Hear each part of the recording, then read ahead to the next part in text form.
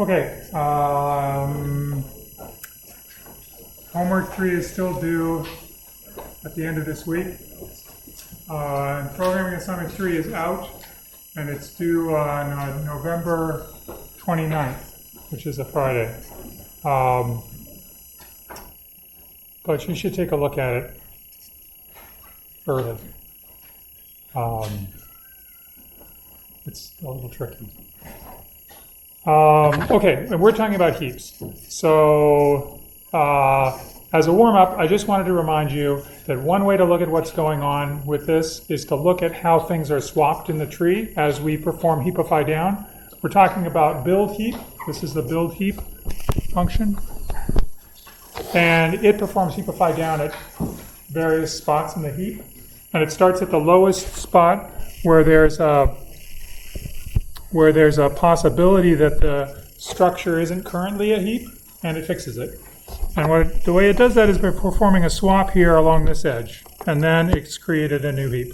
And then it looks at the next heap, this one, that's not really a heap yet, and it looks and performs a swap here, and then it goes on to the next one. And this one is already a heap, so it doesn't have to do any swaps. But then it looks at the next one, which is this one, and it says, okay, I have to swap 11. 11 swaps with 2, 2 swap, and then 11 swaps with 6, and we end up with a heap there. And then finally, in this slide at least, on this slide at least, it performs heapify down from 5, and it swaps 5 with 1, and then that's good. That's all it has to do. This is your warm-up. Actually, it was my warm-up. You didn't have to do anything. I feel guilty now, like you should have been warmed up somehow. But you remember all this, right? Maybe. The cost of each of these operations is the height of the little heap that's being fixed. So here we had a little heap of size 1, height 1, and it had at most 1 swap involved. And we were talking about counting the amount of operations that were used in building a heap from an unordered array.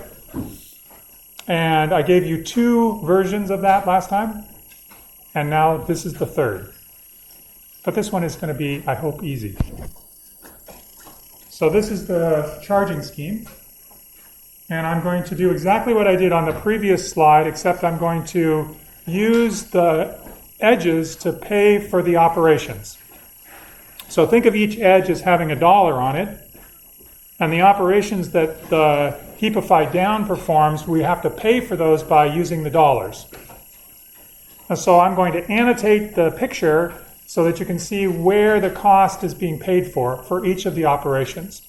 So where is the first node that is going to be called by build heap to perform heapify down? Where is that located? Let's see, maybe I should tell you how to identify it. You can tell me by the path from the root. What is the first node that gets invoked? Yeah. Would it be the right? Right. If I look at this node right here,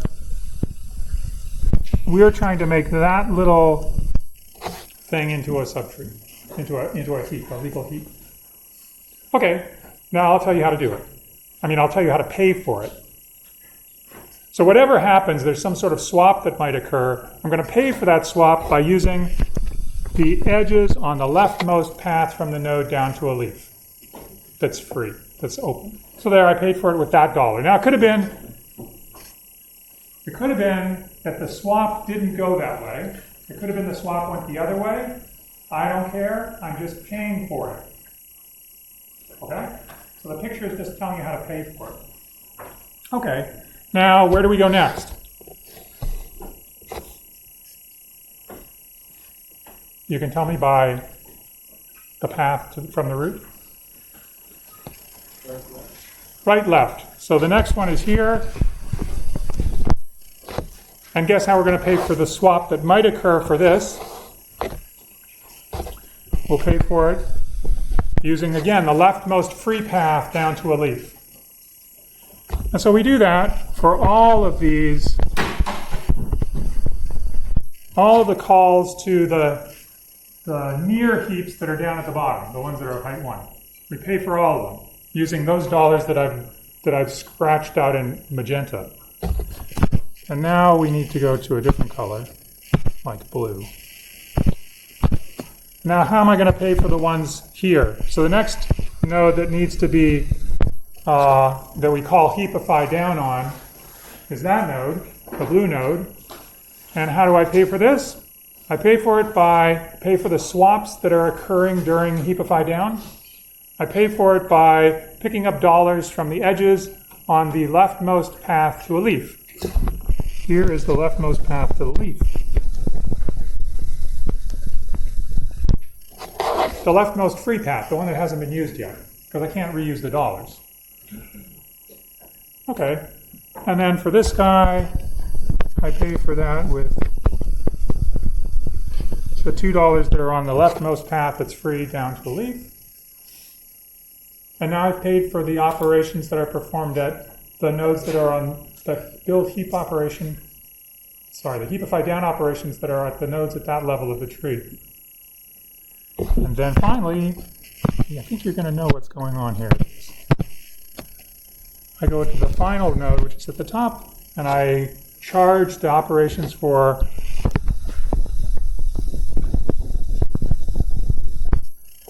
its heapify down. I charge those operations to the edges of the leftmost non-chosen already path and pay for it that way.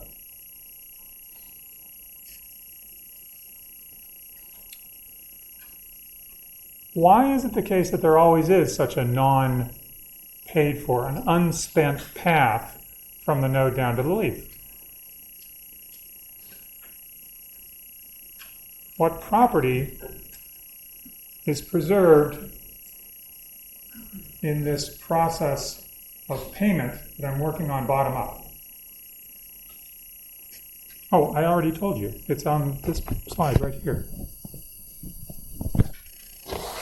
That for the node that's at the top, so let's suppose that there's another node up here, the node that we're considering next, both of the subchildren, both of the subtrees, their leftmost path is unspent. In this one, this leftmost path is unspent. And when I pay for the heapify down from the topmost,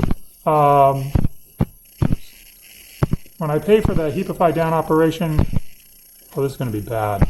Let's choose no. No. Nah. When I pay for this, I'll have this edge is free because it's just never been used, and this is all along the unspent path. And in addition, after I do that, now I've spent for the I've spent to pay for the operations of heapify down at the root node. Now it's the case that all of the edges down here are still unspent. That preserves the invariant, and so the next level I can pay for that one as well. Got it? So I never overspend. I never pay for something without using a dollar that hasn't been used before. And how many dollars are in this tree? There's something like n, or maybe n minus 1.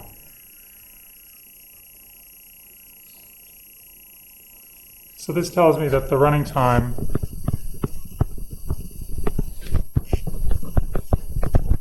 in fact, it tells me it's something like n minus the height, because the unspent path has never been spent.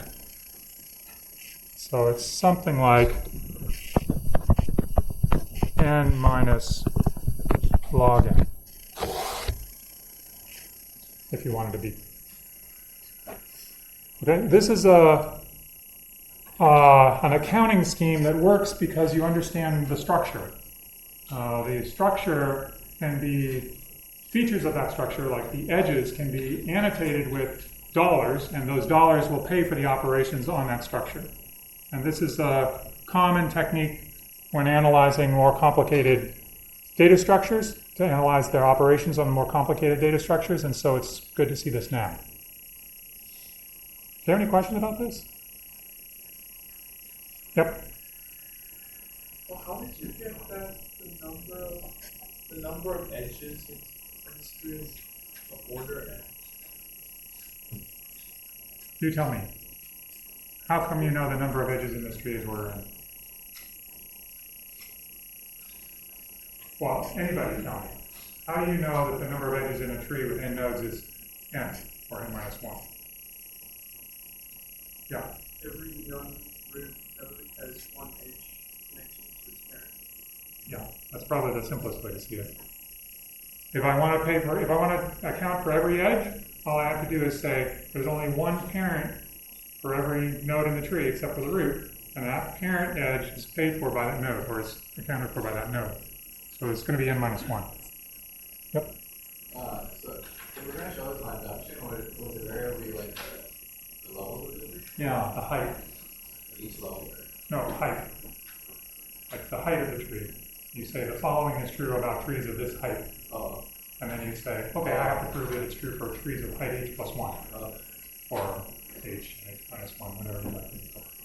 But height would be the clear thing to use. Right. Any other questions about this? I hope that you, I mean, it was bad that this was sort of broken off from the other lecture, but maybe it's so long ago you don't remember. But the other one involved summations and recurrence relations and things like that. This one is very pictorial. Well, this one gives you the same answer. In fact, it's very precise, but it's sort of simpler. So I get that, I understand that each node has an unspent path, so I don't understand how you tie that into order n. Oh, I'm paying for the operations by the dollar signs that are in this picture, right? Yeah. So an unspent path, to me, is a source of payment for an operation that you perform. And as long as I don't double count any one of those dollars, I know that the total number of dollars that I put in the tree is n. It's actually n minus 1. So if I've paid for all of the operations using only the dollars that are in the tree, then I know that the total number of operations that I perform is at most n minus 1. Yep.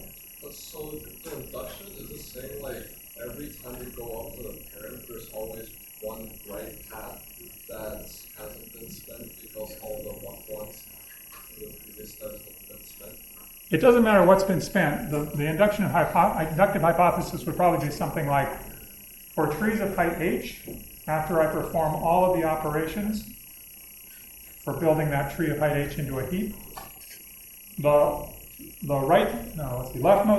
rightmost path down to the leaf has not been used. That's it. Yep. Quickly explain what the n minus 1 is. Is it like the more precise form of big O, like in this case? Yeah. And the minus log n is coming because you have knowledge that there is this unspent path, and that unspent path is of height log n, or is of number log n, or length log n. Okay, I want to tell you one more thing about heaps. Heapsort. We talked about this. You build heap an array. How much time does this take? Step number 1.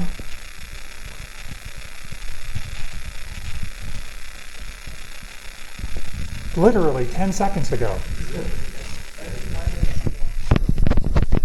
Order n. Very good. Excellent. Good job.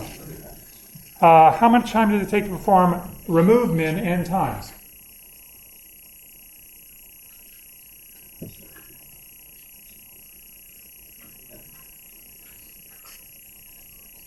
How much time does remove min take in a heap which has n things in it?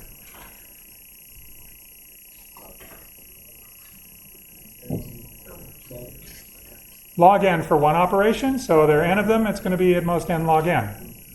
I know you're suspicious because you're thinking maybe we could save some time there because, no.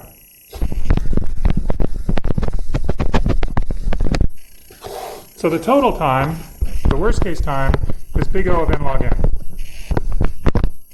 or L log n.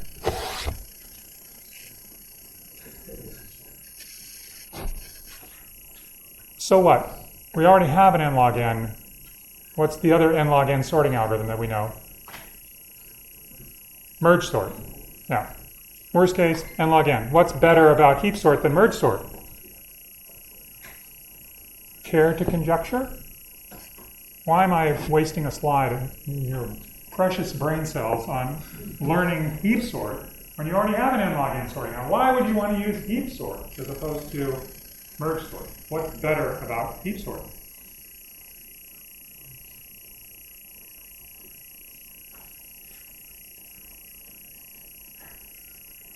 Maybe I'll draw a picture. Here's a heap. Well, actually, it's an unsorted array. And then I executed build heap on it, and build heap created a heap out of this unsorted array. What kind of a heap would I like to create if I want to sort in increasing order? Don't know. I'd want a max heap. So the largest number is here, like 100. And then these are smaller, 70, and maybe 30, and maybe 10, and maybe 7, and maybe, I don't know, let's do it. Maybe it's 7, and then 10. That could be, etc. So what performing remove min does is it takes the thing off the top of the heap, it swaps the last thing into its place. The last thing is probably something with value 3 or something really small. And then it performs heapify down to put the 3 in the right place. But guess what? If we swap this, so now 100 goes down here. So I swap 3 and 100, but I resize I say that the size of the heap stops there. Then I can treat the n minus 1 things that remain as a heap after I perform heapify down. And I can repeat this operation, and I will get the second smallest thing. Maybe that second smallest thing is 70. I will get the second smallest thing in this position after I perform the swap. And then I will get the next smallest thing in this position after I perform the swap. What is interesting about this particular sorting algorithm, now that you know the inner guts of it, what is interesting about this compared to merge sort? Yep. It's doing this in place. It's doing it in the input array. It's doing it without allocating any new memory. Merge sort needs scratch space, or at least the easy way to implement merge sort, and pretty much the only way, is it needs an array where you can perform the merge. When you merge the two subproblems together, you need to put the output from that merge into some new array. It's very, very, very, very hard to do that in place. But it's easy here. So this it's an in-place sort, which means, that's an n, in-place sort, which means that no additional memory is needed to sort beyond the input array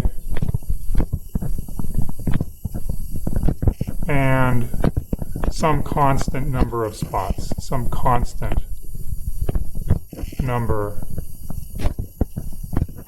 of variables.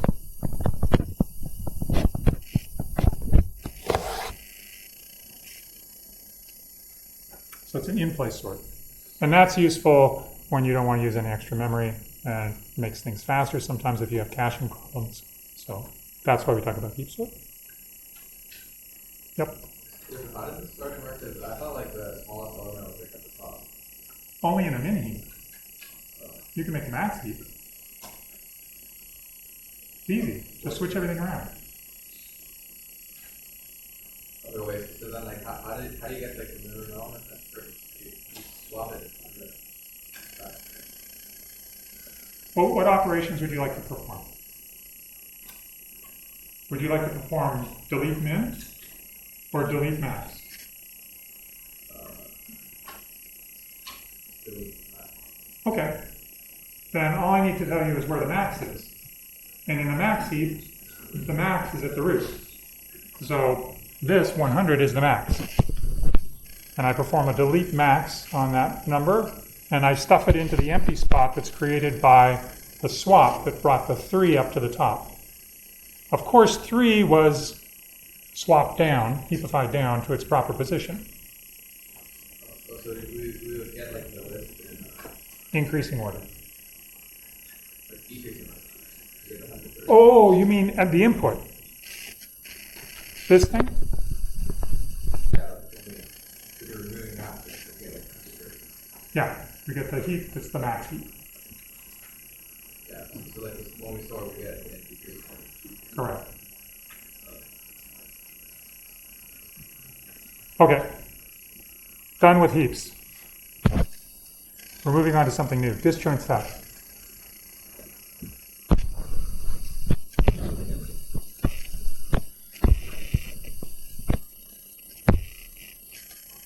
There, now you can see the little dinosaurs. They're extinct. This is story. This is millions of years ago. Each, like for example, each sort of elliptical curve here is some number of millions of years ago. So this, for example, this curve cuts this, whoops, I missed. All right, it's close enough. Like this. This curve is 1,000 million years ago, 1 billion years ago. And it cuts this shape at a position where there weren't very many living things around at that time. But then things got more diverse. So this is the Cambrian explosion, which happened about 550 million years ago. That, you see, it just went, there's lots more things. This is all from fossil records, so it could be that there were other things that didn't leave traces, but anyway, we know something. And then as you go out farther and farther, you see that there's getting more and more things, but some things die off, like dinosaurs. Not everything that dies off is shown here, but some things die off. Okay, you know where we are? I can't even see us. Oh, here we are. There we are. Humans. We've been around for like a minuscule amount of time. But there are tree shrews. Look at all these great things. All these mammals. Okay. So what is this thing? Well, this is a very, very big, it's called phylogenetic tree. It's sort of showing the ancestor relationships between different species, and it's showing it as a sort of way in which they might have evolved. And so I just like this picture, that's why I showed it to you. But also you should know about this stuff because it's going to be what we're talking about next. And, whoops, I need to shrink a little more. And what I've done down below is I've given you a very simplified phylogenetic tree. It's like a phylogenetic tree. And the interesting thing about this is that it starts off with a bunch of species. Like if we wanted to build a phylogenetic tree for a huge number of species, it starts off with each species an individual species, and then it decides which ones are closest together, and it merges those together, and then it creates a new thing like the human-chimp node. And now it has a new set of species, gorilla, human-chimp, bear, panda, raccoon, and then it looks for two that are closest together, and it merges those two together into a new cluster of things like human, chimp, gorilla, and then it repeats.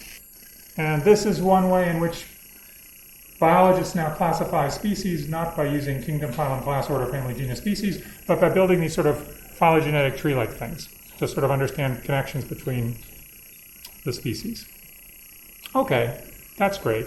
How do they do it?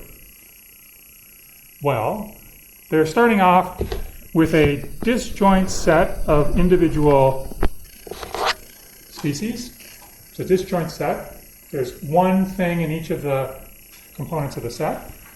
And then it performs some operations. It performs a merge operation to merge two sets of species to create a new set of species. Does anybody know how they do this? Like, how do they determine which species to merge together? Yes?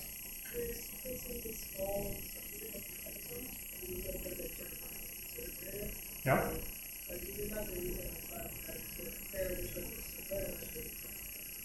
Okay, that's exactly, you understand the low-level stuff. That's perfect, because I only understand the higher level stuff. I get that this is what I heard from you, which is ribosomes, and then, no, I heard the whole thing. But then the interesting thing was you get some sort of similarity measure between these things, right? There's a measure between these sets of entities, and that measure is basically saying how related they are. And it can be done in various ways. One is the ribosome. Another one is by using features. That's the way that Linnaeus did it in building up the kingdom, phylum, class, order, family, genus, species thing. It's kind of fun to say. Anyway. But you can use anything that you want to come up with a similarity measure between these things, and then you merge them together. So the operations that we're going to be concerned about with are not at the ribosome level, and they're not even at the measure level. They're down at the, how do you do the merge stuff? Which you're like, that's disappointing. I want to know about ribosomes. Sorry, we're going to learn about disjoint sets, which are fascinating enough, it turns out. They're really, really cool. So anyway, that's what we're doing. We're figuring out what's the mechanism, what's the algorithmic way to manage these sets that are evolving over time by a sequence of unions or merges. This merge is also called the union. Okay? So here's what we want. We want an abstract data type that will allow us to make a set. So you could imagine make set human. Or what we'll be using is integers. So you could imagine make set 1. So there's now, or maybe even make set 0 would be first. And then make set 1. So this makes the individual sets that we started off with, like humans, chimps, gorillas, raccoons, bears. Made something else? I don't know. Those individual make set operations are part of the abstract data type. Then there's the union that's actually used to union them together to form the new nodes in the phylogenetic tree. And then there's a find operation which we want to support, which will say, I want to find this node at the current level of merging that contains a particular element. For example, so this is find a representative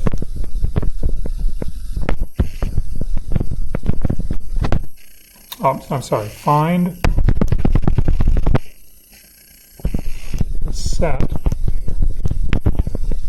that contains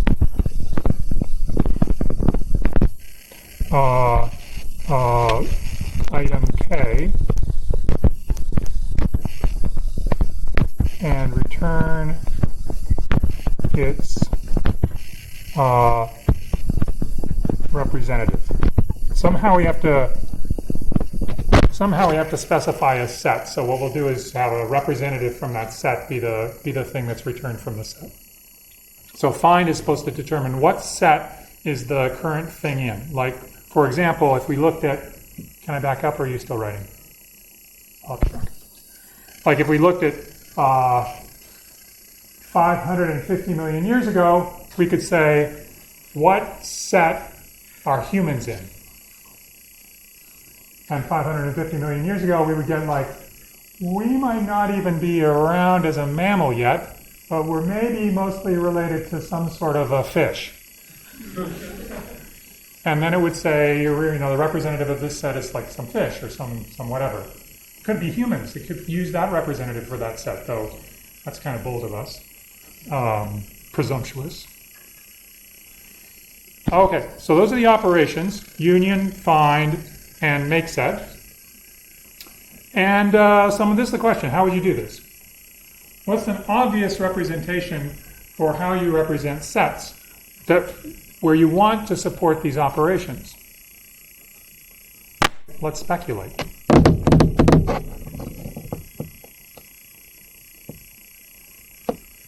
I gave you a hint. You can use an array. What would you do?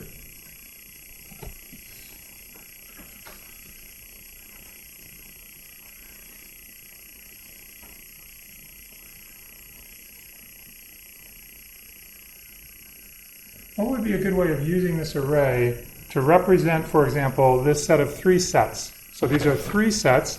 They're interesting sets because they're disjoint. That is, no set contains the same element. And 2, the item number 2, is only in that set. It's not in any other set. And that's what these sets, disjoint sets means. It means that the sets that we're maintaining, they partition the organisms, or they partition the items into groups, into sets. And there's no organism that's in multiple sets.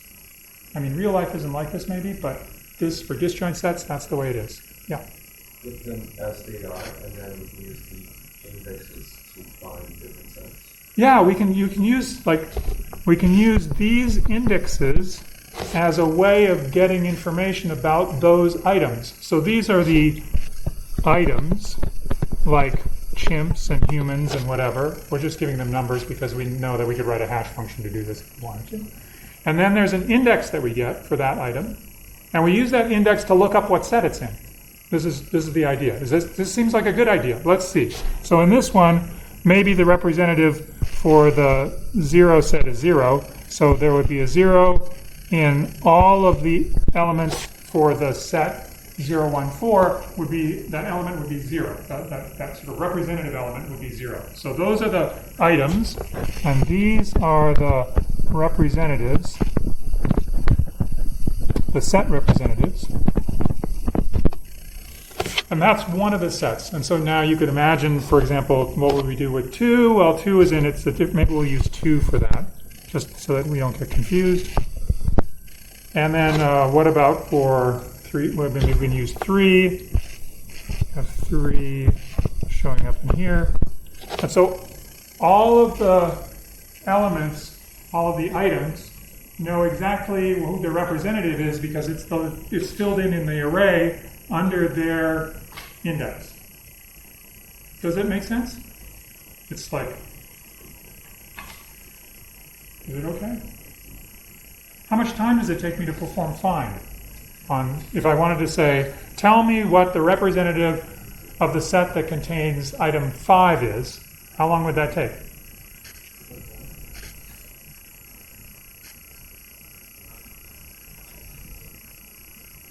I mean, you can assume that these indices are not so big that they don't fit in a computer word, so they all fit within your 64 bits.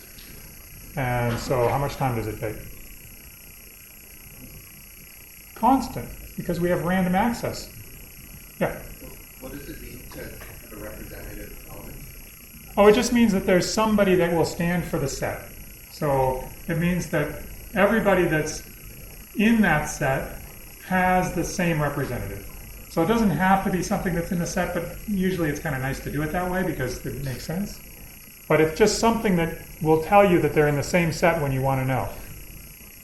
Like, for example, if you were asking, are raccoons and humans 300 million years ago, are they in the same set? Well, you'd look up raccoon set, and it would say elephants. And you'd look up the human set, and it would say elephants.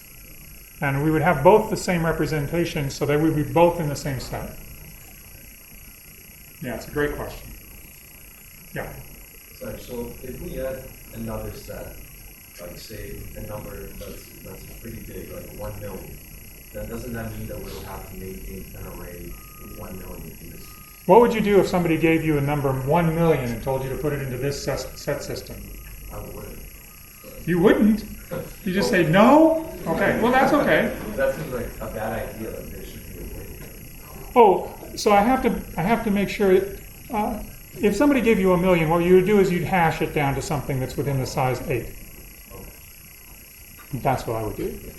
Or you would have a lookup table which says, a dictionary which says, maybe not a hash table, but something, which says I can associate 1 million with the index that I'm actually going to store it under, which is 8. And then I'll just extend the array by 1 and then use that. Yep. If we were to make the analogy to the phylogenetic tree, so in this case, what do the array indices represent, and what do the values within each swap? The array indices represent humans, chimps, gorillas, etc. The things inside the array represent anything that you'd like, as long as everybody in the same set has the same thing. So in this case, we're just using those same things like human, chimp, or whatever, and saying if we had unioned together human, chimp, and gorilla, then everybody in that set would have human or gorilla as the representative of that set. Yep. Is it arbitrary that you skip to 1 and skip to 0? Arbitrary that I skipped 1 is the... As that represents. Oh, you want me to use 1 instead of 0? Okay. That's probably gorillas. You like 1 better? Okay. Oh, I see. You wanted them to be consecutive in terms of the... Oh, I was just using a number from the group. So I choose the smallest number from the group, and the smallest number in that group was 0. That's all I was doing. Oh, I see. I thought like you were like assigning numbers to each subset. No, I wasn't. I wasn't doing that. I was doing something weirder. So maybe I should change back so that you all know how weird this is going to be. I'm doing it because it's foreshadowing. It's a literary device. Yes.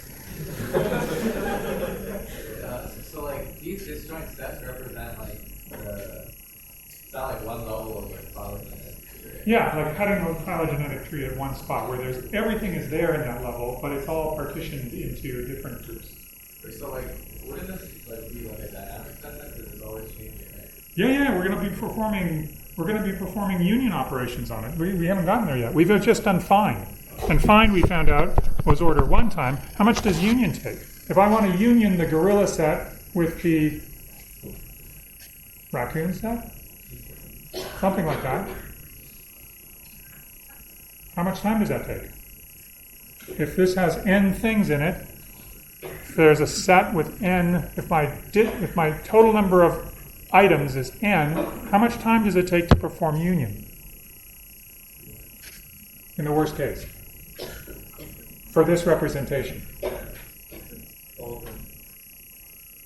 Order n. In fact, I mean, you said it big O of n maybe, but you really mean order. I mean, it's theta of n. Because I might have to change, suppose that we were down to just 2 sets. Half of them were the McHale's, no, not the McHale's, McCall's.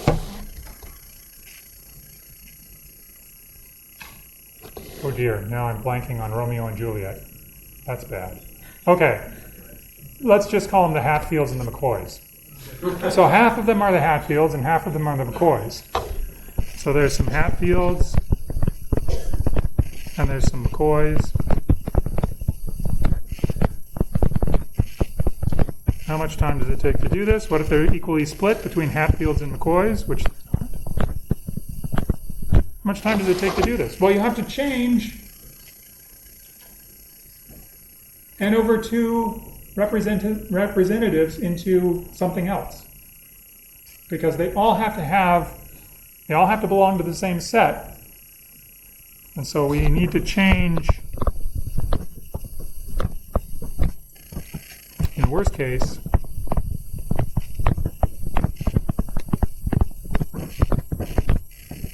some theta of n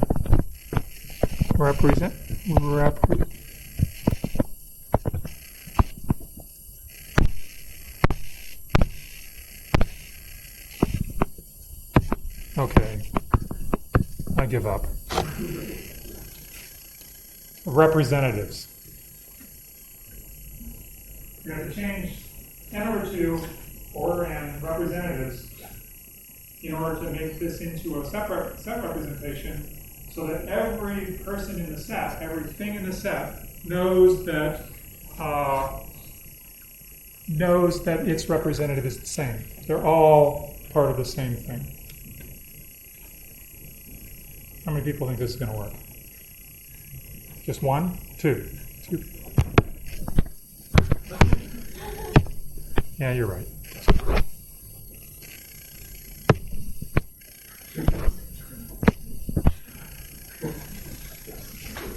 Okay.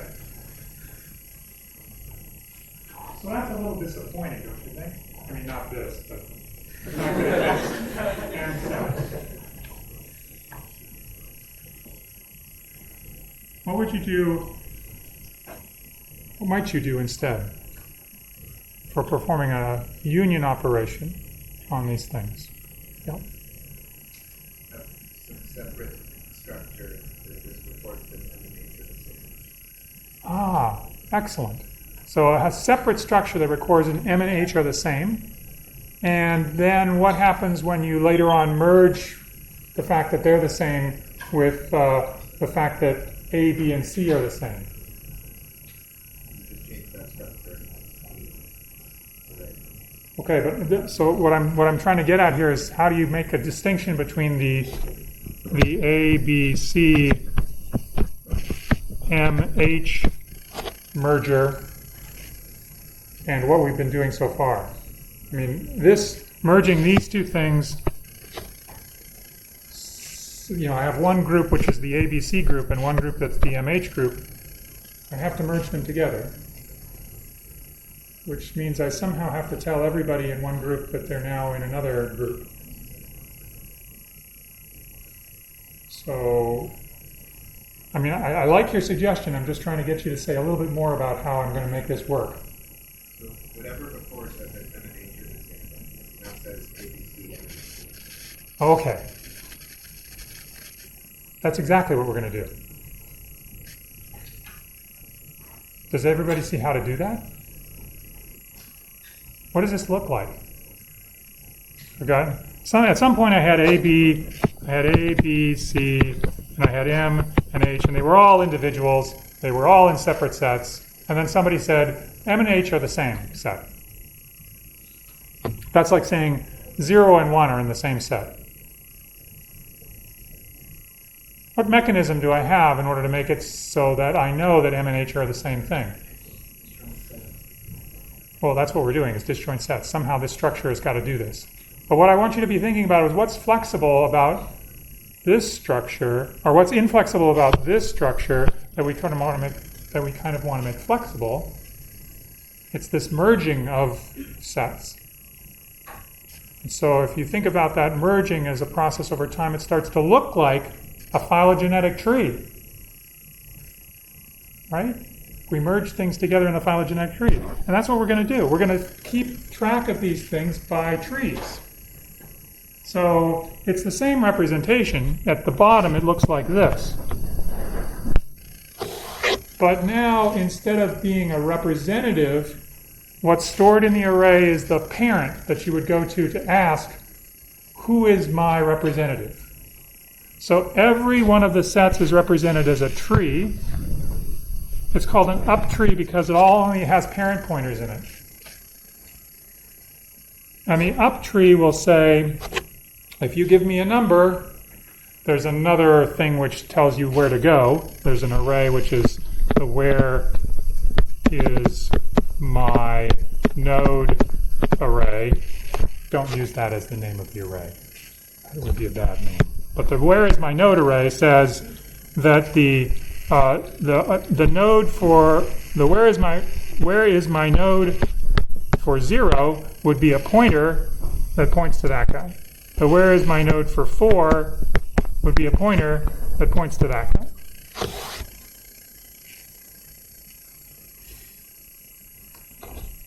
Or, or alternatively, you could just use the array. So if I look up 0, it tells me that I should ask 0 who the representative is.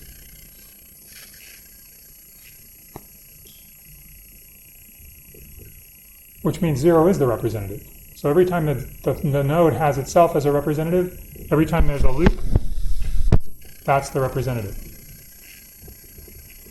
And if I look up 1, 1 says, don't ask me. That's interesting. Don't ask me, ask 0.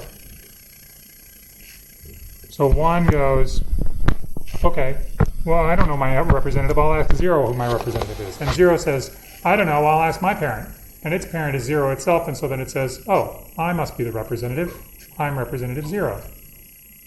So every time we perform a find operation to find out who the representative is for some integer k, we look up in the parent array, or you could imagine having a where is my node pointer. And then where is my node pointer says, go to, if the parent is actually k, then I know the representative is the parent. Then I know the representative is myself. So if there's a loop, then that's me. Otherwise, I recursively find where my parent is. What is my parent in? And my parent will tell me they're in. And so I get, I basically chase my way up this tree. So let's see. If I, for example, wanted to find out where is 5? Find of 5 would say, all right, 5's parent is 3. So it goes up to 3. And it says 3's parent is 3. And that's the self loop. And so it returns 3. So find of 5 is 3.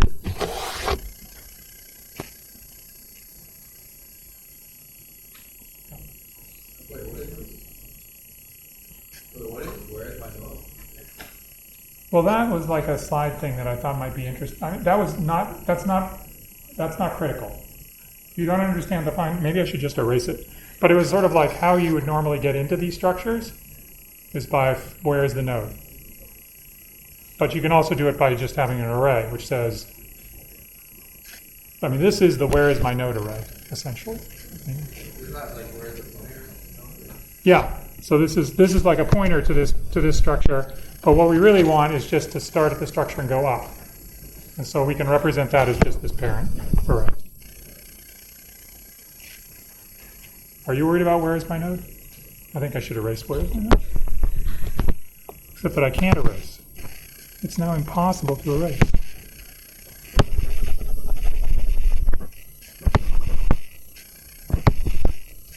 There.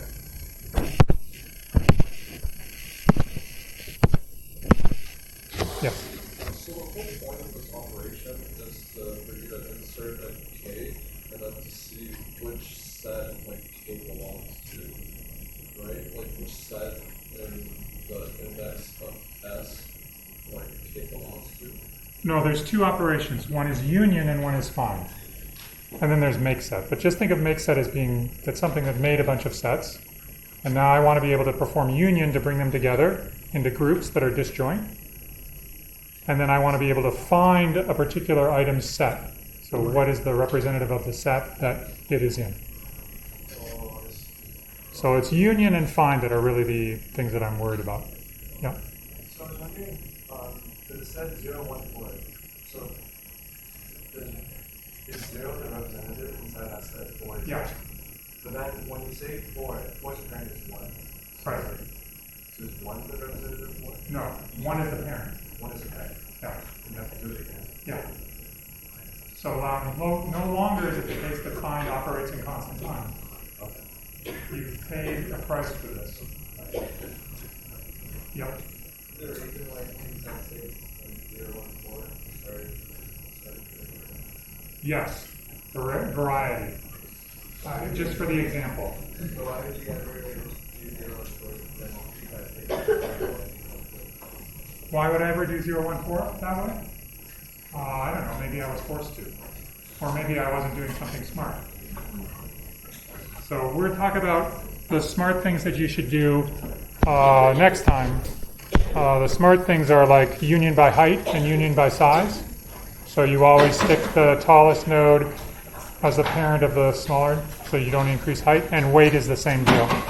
So we'll talk about it next time.